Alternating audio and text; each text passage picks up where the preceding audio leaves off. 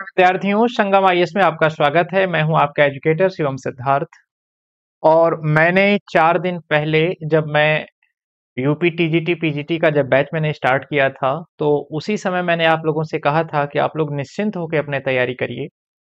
Exam आप लोगों का जो हर हाल में जो लोग कह रहे हैं कि आपका एग्जाम 50 से 60 दिनों में हो जाएगा, मैंने आप लोगों को कहा था यदि आप मेरी बातों पे विश्वास करें तो जहां तक मेरे हिसाब से एग्जाम होने की जो संभावना है, आपका एग्जाम अप्रैल महीने से पहले नहीं हो पाएगा। अप्रैल से मई में आपके बीच में आपका एग्जाम होगा। पर मैंने उस दिन आप लोगों को बताया था कि बहुत जल्द ही आयोग के गठन के संदर्भ में आपको अधिसूचना देखने को मिलेगी।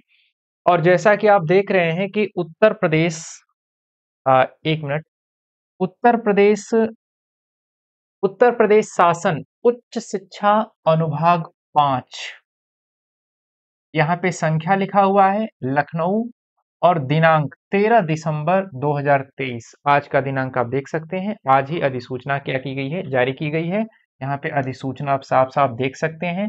उत्तर प्रदेश शिक्षा सेवा चयन आयोग, उत्तर प्रदेश शिक्षा सेवा चयन आयोग अधिनियम 2023, उत्तर प्रदेश अधिनियम संख्या 15 सन 2023 की धारा 3 की उपधारा 1 के अधीन शक्तियों का प्रयोग करते हुए राज्यपाल इस अधिसूचना के शासकीय गजट में प्रकाशित किए जाने के दिनांक से उत्तर प्रदेश शिक्षा सेवा चयन आयोग, जो कि एक निगमित निकाय होगा तथा जिसका मुख्यालय उत्तर प्रदेश में होगा, की स्थापना करती।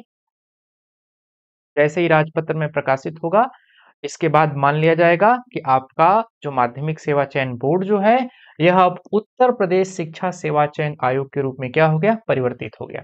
राज्यपाल महोदय के आधार पर उनके आदेशानुसार अध्यक्ष पद के लिए कुछ यहाँ पे लिखा गया है कि राज्यपाल अग्रसर ऐसे व्यक्ति को अध्यक्ष के रूप में नियुक्त करते हैं। यदि वह अध्यक्ष पद के रूप में यदि नियुक्त होना है तो उस व्यक्ति के पास क्या योग्यता होनी चाहिए, भारतीय प्रशासनिक सेवा का सदस्य हो। यदि आपके अंदर भी इस तरह की योग्यता है तो आप अप्लाई कर सकते हैं। भारतीय प्रशासनिक सेवा का सदस्य हो या भारतीय प्रशासनिक सेवा का सदस्य रहा हो और राज्य सरकार के प्रमुख सचिव पद या उसके समकक्ष पद क्या करता रहा हो, धारण करता रहा हो। यानी प्रमुख सचिव का पद धारण करता रहा हो या उसके समकक्ष का कोई व्यक्ति पद धारण करता रहो, तो वह आयोग के अध्यक्ष पद के लिए क्या कर सकता है, आवेदन कर सकता है। साथ में विधि द्वारा स्थापित किसी विश्वविद्यालय का कुलपति रहा हो, किसी विश्वविद्यालय का क्या रहा हो, कुलपति रहा हो, या विधि द्वारा स्थापित किसी विश्वविद्यालय का कम से कम तक 10 वर्षों तक आचार्य रहा हो। यानी किसी विश्वविद्यालय में वह 10 वर्षों तक प्राध्यापक के रूप पर, यानी प्रोफेसर के तौर पर, सहायक प्रोफेसर के तौर पर उसने क्या किया हो, कार्य किया हो।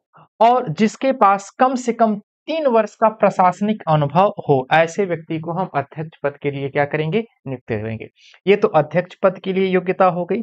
साथ में अब आप देखेंगे कि यहाँ पर सदस्यों के लिए क्या योग्यताएं निर्धारित की गई हैं, उनके संदर्भ में आपसे बताया जा रहा है कि किस व्यक्ति को सदस्य के तौर पर नियुक्त किया जाएगा। सदस्य आप किसको नियुक्त करेंगे, उसके संदर्भ में यहाँ पे सदस्यों की योग्यताएं दी हुई हैं। मैं इसका जो पूरा का पूरा जो पीडीएफ है, जो संगम आईएएस का जो टेलीग्राम चैनल है, आप सर्च करेंगे संगम आईएएस, और वीडियो के डिस्क्रिप्शन बॉक्स में भी आपका टेलीग्राम चैनल का लिंक मिल जाएगा। वहां पे मैं इसके पीडीएफ को क्या कर दूंगा, अपलोड कर दूंगा। तो सदस्यों के लिए क्या योग्यता होनी चाहिए, उनके संदर्भ में भी यहाँ पर आपको क्या किया जा रहा है, बताया जा रहा है। देखिएगा, अब आप समझ लीजिए, मैं अब अपनी अपनी बात को, जिस बात के लिए मैं आप लोगों के बीच में आया हूँ, यानी अब आप मान के चलिए कि शिक्षा सेवा चयन आयोग का गठन हो जाएगा। और यह प्रक्रिया पूरी होने में, मैंने 4 दिन पहले भी अपने क्लास में मैंने आप लोगों से कहा था कि यह पूरी प्रक्रिया कंप्लीट होने में कितने का समय लगेगा, तो मान के चलिए कि जनवरी बीत जाएगा। और इधर फरवरी से आपको यूपी बोर्ड का एग्जाम देखने को मिलेगा, जब आयोग के अध्यक्ष और सदस्यों की नियुक्ति हो जाएगी।